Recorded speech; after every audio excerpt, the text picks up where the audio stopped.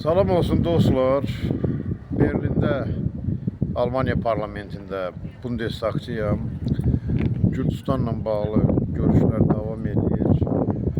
Gürcüstanda gedən demokratik proses əhalinin İvanişvili-Kobaxidze rejiminə qarşı apardığı etiraz aksiyaları, apardığı mübarizə təbii ki Almanyanın yeni hökumətinin, yeni kanslerinin və yeni tərkibli Bundestagının ciddi nəzarətindədir, müşahidə edirlər, müəyyən məsələlərdə yardım edirlər. Artıq Almanyanın rəsmi şəxsləri də açıqlama veriblər ki, biz Gürcüstan xalqının yanındayıq.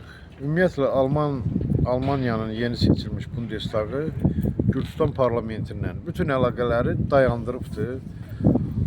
Almanya-Gürcüstan parlamentlərarası dostluq qrupu, digər təşəbbüs qruplarıdır, təmas qruplarıdır. Hamısının fəaliyyəti dayandırılıb, ümumiyyətlə onların statuslarına son verilibdir. Hazırda Almanya ilə Gürcüstan arasında yalnız diplomatik əlaqələr mövcuddur. Almanyanın səfiri Gürcüstanda yerləşir, Gürcüstan səfiri də Berlində. Hökumətlər arası hər hansı bir təmas, əlaqə, görüş keçirilmir.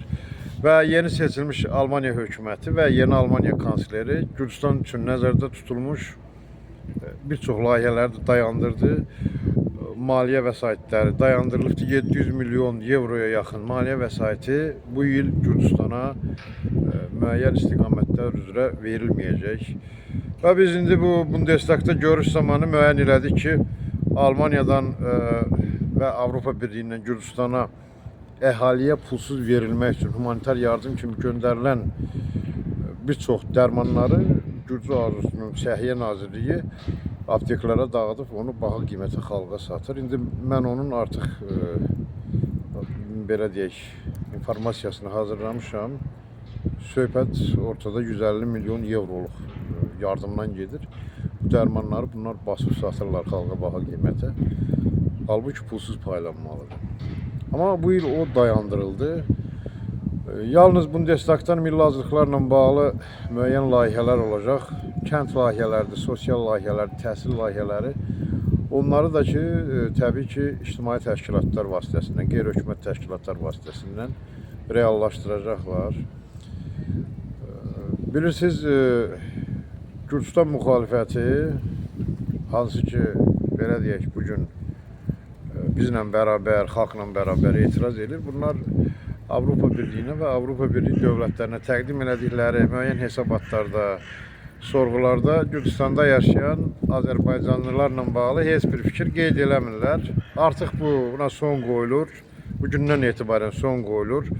Bu informasiyalar, insan hüquqlarının pozulması, müəyyən məsələlər, müəyyən humanitar yardımların, belə deyək, son ünvanı, problemlər, bunlarla bağlı artıq əlavə avtonom kanal yaradıldı. Hansına ki, nə dövlət nəzarət eləyə bilər, Gürcüstan dövləti, nə müxalifət partiyaları nəzarət eləyə bilər və bu həmin kanal vasitəsilə Avropa İttifaqı dövlətlərinin hökumətlərinə, parlamentlərinə və təbii ki, Almaniyaya da ötürüləcək, çatdırılacaq rəsmi qaydada. Yəni bizim hər hansı bir məxfi informasiya vermək fikrimiz yoxdur, amma indi belə deyək, hansısa bir Azərbaycanlı kəndinin adı bərpa olunmur, hansısa bir Azərbaycanın hüququ tapdalanır. Bunu biz niyə gizlədək? Bunu biz həm sosial şəbəkədə yayımlayacaq, həm də biz bunu Avropa dövlətlərinə çatdıracağıq. Və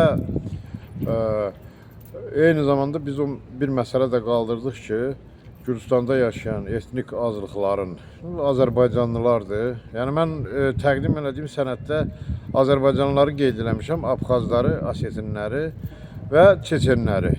Ermənilər özləri bilər, onlarla bizim işimiz yoxdur.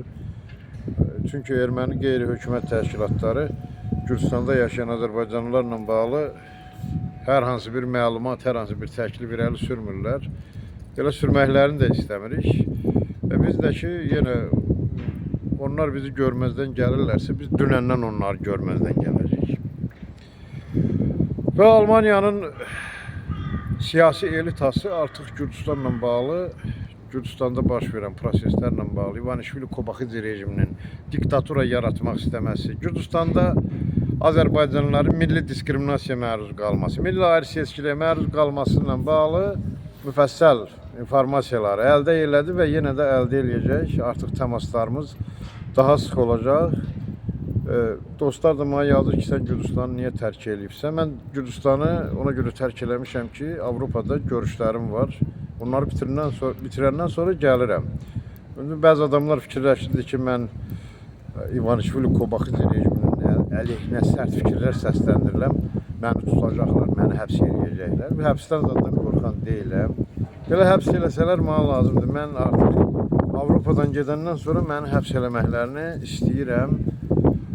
Yəni ki, o həbs eləsələr baha başa gələcək. Bu artıq o deməkdir ki, Gürcüstanda Azərbaycanlılara qarşı, qeyri-Gürcülərə qarşı bir diskriminasiya var.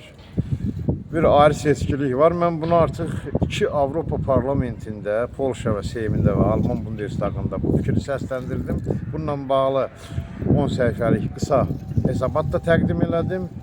Və indi bu məsələ Avropa Şurası Parlament Assambleyasında, Brüsseldə Avropa Parlamentində də səsləndiriləcək, təklif halında veriləcək və bunu təsdiq edən sənədə də şəxsən mənim imzam qeyd ediləcək.